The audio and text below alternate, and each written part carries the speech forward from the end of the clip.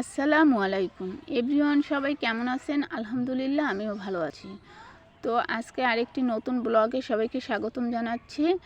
আর এটা হচ্ছে আমি বাড়িতে এসেছি, এটা নিয়ে ছোট্ট একটি ব্লগ তৈরি করেছি।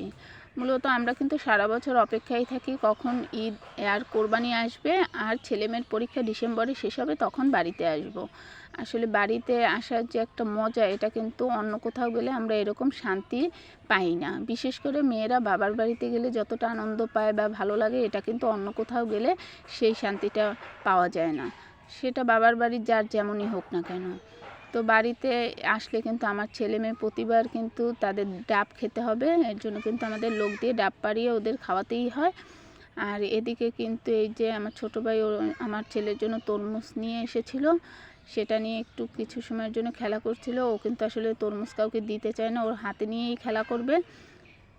আর এদিকে আমার ছেলেও একটু খেলাধুলো করছিল। আর আমার মেয়েটা তো সারাদিন আমার ভাইয়ের মেয়ের সাথে সারাদিনই খেলা করছে। তো আসলে আমরা এখানে 2-3টা দিন থাকবো, তারপরে কিন্তু আমি আমার শ্বশুর বাড়িতে যাব, ওখানে ঈদ করব।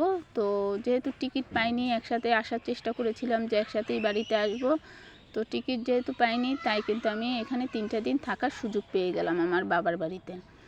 আর বাড়িতে আসলে পরে কিন্তু এরকম বাজারঘাট করে আমার আব্বু, তারপরে সব কিছু মিলিয়ে আমার কাছে খুবই ভালো লাগে।